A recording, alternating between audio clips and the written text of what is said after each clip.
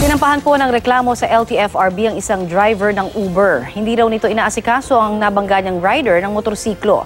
Balitang hatid ni Cesar Apolinario.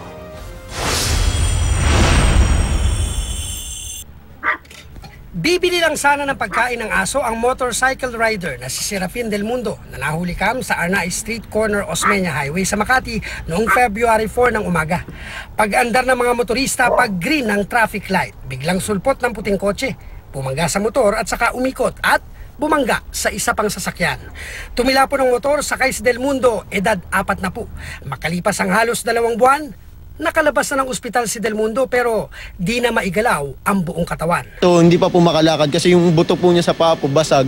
Tapos yung sa spinal cord po niya na dislocate po. Kaya hanggang ngayon po hindi pa po masyado makatayo po. Parang bedridden na po si Papa ngayon po. Naisampa na ang kasong kriminal laban sa nakilalang si Eric Dayaganon Saison na ayon sa pamilya ng biktima ay Uber driver daw. Hanggang ngayon po hindi po kami nakasikaso nung driver po. Ni text ni tawag wala po kami nare-receive po. Yung sa Facebook po, hindi na rin po kami kinakausap. Naka-block pa po kami. Kaya nagsampa na rin ang reklamo si Ruel sa LTFRB. Ayon sa LTFRB, bukod sa driver, pagpapaliwanagin daw ang transport network company ng Uber at ang operator ng sasakyan. Accredited ng Uber, no? Pero walang franchise sa LTFRB. Prerequisite yun, dapat may franchise bago i-accredit. So parang lumalabas, parang Uber na ngayon nag-accredit, hindi na LTFRB. Matagal nang pinoprotesta ng grupong Lawyers for Commuter Safety and Protection. Ang anilay maluwag na pagtrato sa mga TNVS driver at operator habang mahigpit daw sa mga taxi driver. Kapag ang taxi driver kasi ang sangkot sa disgrasya, pati operator, pinapanagot ng LTFRB.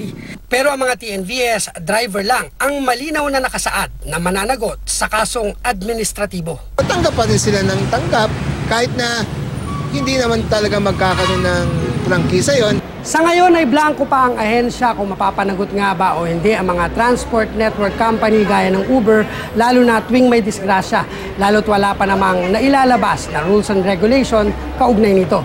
This one is a clear example why we at LTFRB, we want to have the TNCs to have a level of accountability. Aalamin muna ng LTFRB ang pagkakakilanlan ng driver at kung may kaukulang dokumento ang operator nito na mag-apply maging TNVS. Cesar Apolinario, GMA News. Sa isa pong pahayag, sinabi ng Uber na hindi sila sinabihan ng kanilang driver na si Eric Dayaganon Saison tungkol sa aksidenteng kinasangkutan niya. Pinaimbestigahan na raw nila ito at inilagay na rin daw muna sa waitlist ang account ni Saison.